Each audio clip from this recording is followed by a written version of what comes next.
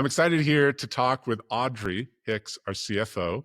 She's been with Tiller for several years now and is not only CFO here at Tiller, has a breadth of experience with some other significant companies, brand name companies that many of you might recognize as CFO. And she's also a mom too. And we're here to talk about money and kids, and especially money and young adults. Audrey, thanks for joining today. Yeah, thanks for having me. I appreciate you, Peter. It'll be a lot of fun. I hope I can share some of, I don't know, my pieces of wisdom or whatever. You can take it for what it's worth.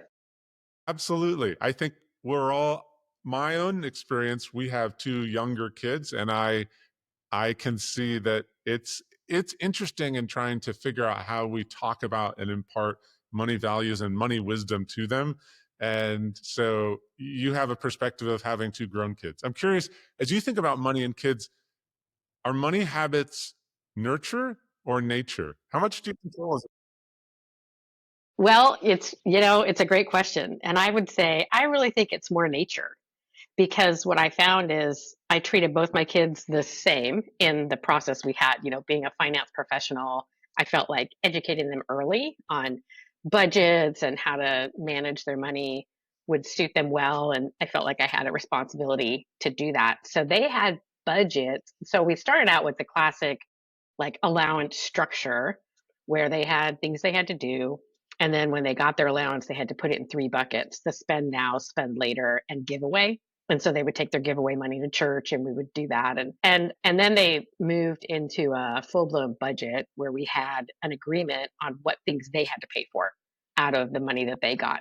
So they got paid every 2 weeks, just like a paycheck, and they had to pay for their own clothes, but they had a minimum amount of clothing they had to own. So they could buy it at Nordstrom, they could buy it at Goodwill, but they had to have two pairs of long pants, two shirts, right? Because you don't want them to take the money and use it for other stuff. And then they had to pay for their own entertainment, games, and movies and stuff like that.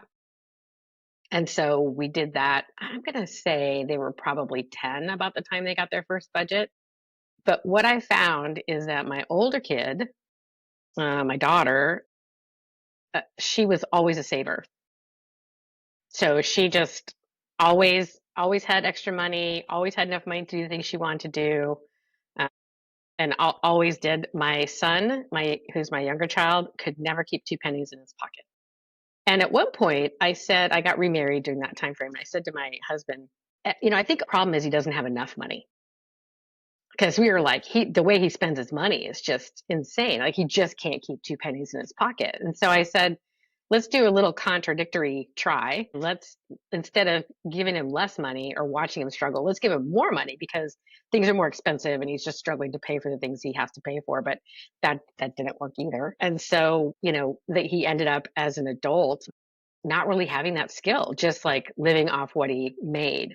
And as he made more, he spent more, and then he would overspend because he's an emotional spender. And so he got himself into a lot of debt with those, make three payments, buy now, pay later type deals and payday loans, which are super dangerous. And so he got himself into just a large amount of debt. And this was now at about, I'm going to say 4 or 5 years ago. So, well, it must have been less than that, 3 years ago. So I said, okay, I'm going to buy you both Tiller and let's work on it every week. And so for him, the hard thing right now for these younger adults, Peter, is money is not real. It's like learning to tell time on a digital clock. Like you don't get the concept of how time works from watching numbers change, right? You have to watch the hands go around to really get the thing. And they don't see their money. It never comes to them. They never spend cash. They don't write checks, right? It's all immediate. And so I don't think it feels real to him. And so getting him to understand like how he was spending his money was really key. My daughter continued on and she married a woman. And so now they're figuring out as a young married couple, how do they talk about money? How do they track it? And the difference there is my daughter says, I want to enter my transactions. I don't want a tool that brings them in because I want to see them, touch them, feel them, enter them into a spreadsheet. Whereas my son is like, I don't care about that. I just want to see how am I spending it. So for them, Tiller works in different ways. Like my daughter uses a template, but not the import function, and then my son uses the import function on the templates. And it's finally working. He's really finally getting it.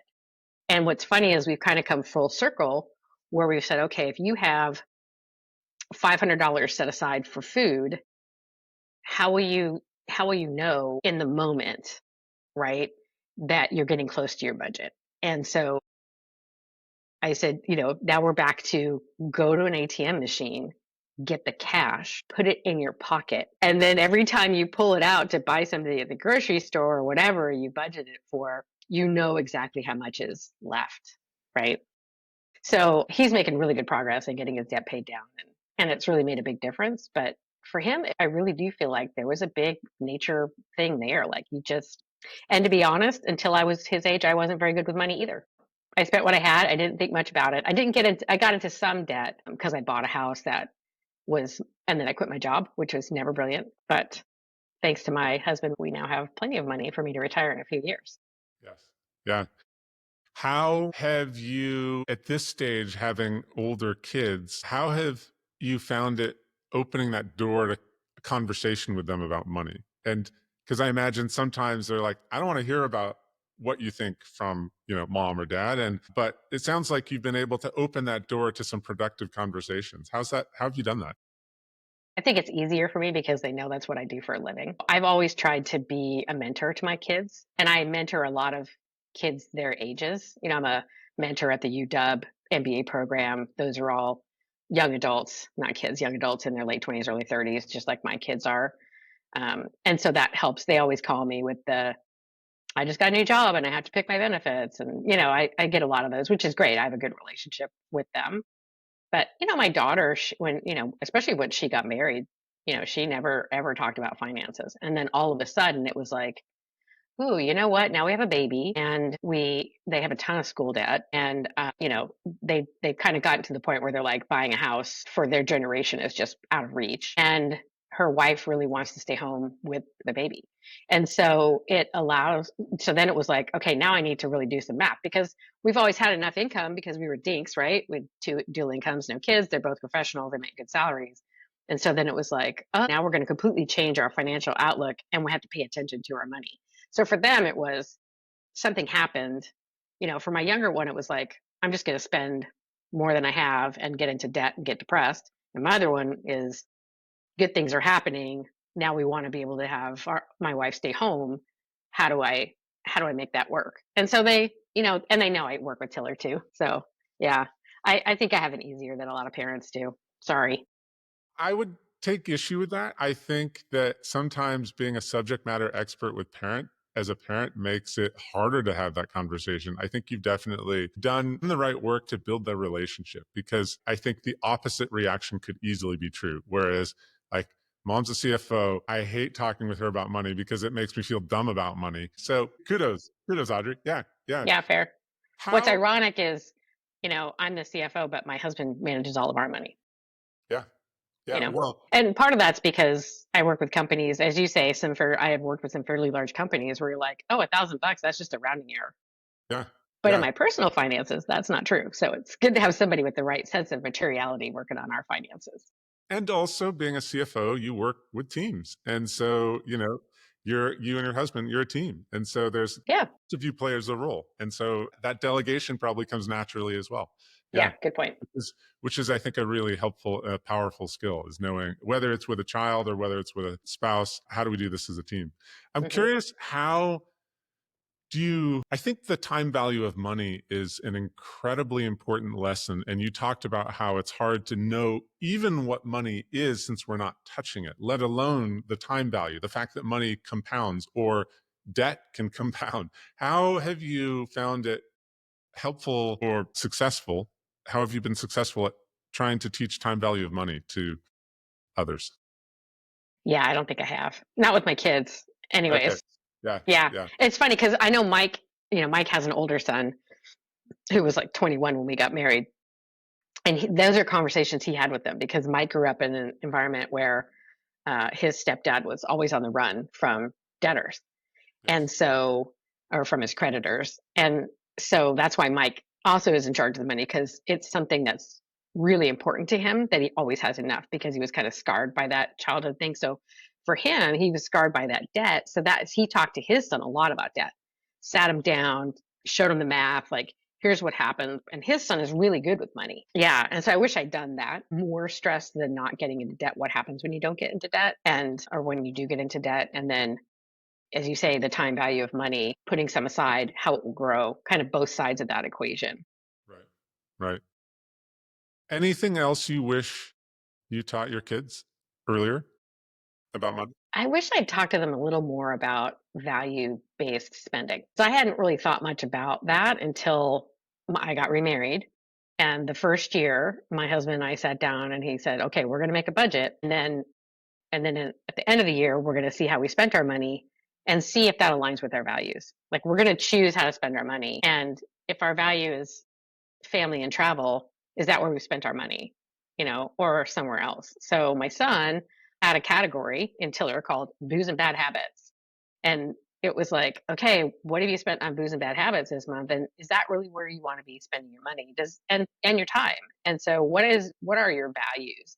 How do you decide what your values are? And then how do you align your financial future to match your values? And I think I wish I'd had more of those conversations with them when they were younger. But I was a single mom for a long time when they were very young. So I was very value based because when you're by yourself, you have very narrow focus. But once I got remarried, I just didn't really come back to that with them. And I wish I had. Yeah. Yeah. That's good perspective. So your daughter's married, is a mom, is in a whole new now gets to and has to think about money in concert with her wife. And that's a whole new journey. But prior to that, when she was still on her own, you described her as the saver versus your son as the spender. And I see that absolutely in our two boys. They're just very Is that different. right? They're raised in the Yeah. same house and they're very different. What do you think are the gotchas or the important things that someone who's a saver needs to know but might not know? Like, what are the important lessons for parents to teach the kids who are intuitive savers? I don't know. That's a very interesting question. The thing that comes to my mind first is this idea that you could be a great saver, but you actually sometimes have to spend your money. Right. Yes. Yes. It's a conversation we have, right, Sure. about Tiller, Yes.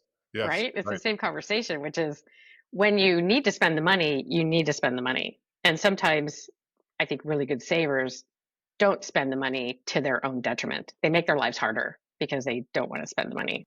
Yes. I absolutely can see that. One of our boys does not like spending money, doesn't actually like us spending money. And it sometimes takes the joy out of spending money. If you're going out to dinner and they're worried because it seems like a really expensive dinner. Yeah, And so yes, two things can be true. This can be an expensive dinner and it's a real treat. And we know it in the budget. We have the money for it. We don't do it every night. And our job is to enjoy it in the moment and not worry about how much the bill is coming up to as we calculate it in our head as we order. Yes. right. Exactly. Yeah. Exactly. Yeah. It's funny. All this really. So my daughter, she did her study abroad her senior year of college in Thailand. And after she graduated college, that study abroad program offered her a job in Thailand for a year. So she took that job and she moved to Khon Kaen in Thailand. And she was rooming with three other young women her age. They were 21 and they were paid in baht, local currency. They rented a local house. They had little scooters they used to get around, and they had to manage all of their own money. And so she sat down with these three other women and she says, okay, we need to have a budget because we have X amount coming in. We need to pay the rent. We got to pay for the scooters. We got to pay for shared meals, whatever we're doing together. And so on. And these three young women looked at her like she was speaking in tongues. They had no idea how to do a budget or how to manage money. And she goes, well, what do you do when if you need extra money? And they were like, I just call mom. And she was flabbergasted. It never occurred to her that she wouldn't be managing her money this way, which was a very important life lesson for her. It's like doing laundry. Like, my husband taught them to do laundry when they were 10. We Yes. got married when they were 9 and 12. And he's like, the first thing I'm doing is teaching them how to do their own laundry. It's the same thing. So Rachel felt really good that she knew how to make a budget. She understood how money should flow, ins and outs. And then she's mentoring these young women because they were always like, "Oh, when I run out of money, I just call mom and dad," you know? Yes. Yeah. Give her a chance to appreciate the healthy relationship she had around money and the skills she had. Exactly. And then I think because of that and the positiveness that came out of that, then she feels even better about asking me, calling me, because it was like what I had taught her about budgeting as a real young person paid off for her in a big way in that situation. And so she's like, "Oh, maybe mom's not an idiot." So what age does that happen? I'm waiting for that. You're waiting. It's coming. It's coming. Excellent. Good. Audrey, thank you. Anything else? Any other closing words of wisdom for someone with young adults that they're trying to help in their kids' relationships with money? I will say the other big lesson I've learned, Peter, is don't save them. If they get into trouble with money, help them figure out how to get out of trouble. Don't pay off their debt for them. Don't, right? Because they won't get it. They need to live it every day, but they need to be not so stressed that they're afraid they're going to be living out of their car. So Yes. there's that fine balance between like talking about money and helping them manage it, but doing it in a way that teaches them how to fish, right? Instead of, and I think that's a common thing for parents to do. I mean, it's terrifying to think about your child living on the street because they can't pay their rent or they just lost their job and they're in a bunch of debt. They're like, what choices do they have? We live on a boat. Our kids aren't moving home. There's no space there. So, but I think we have that tendency to save our kids from themselves, and in that deny them the ability to learn and grow and become more mature in how they think about money and their relationship with money because they're going to have that relationship for their entire life. Yes. That is such an important lesson at any age, letting our kids fail, Yeah. and embracing that. We talk and we don't do it enough, but we try to do it sometimes, but to have opportunities at dinner to talk about our failures and celebrate our failures, Mhm. and not to worry about taking the pain out of the failures, but to just to be able to recognize them and sit with them and know that that is part of life. And sometimes that's how we learn. It's always best to learn through success and not failure, but we actually need to do both. And Mhm. I think that's a great point, not saving our kids with money. It's a great place to end. Yeah. Yeah. There you go. Thank you, Audrey. Thanks for your You're welcome, time. Peter. Yeah. Thank Yeah. you. I love hearing, I get to work with you every day and see your wisdom in how we put our money to work effectively at Tiller. And I know I take a lot of lessons here from you and how to help our kids with money. So thanks. Well, thanks. I appreciate that. Yeah.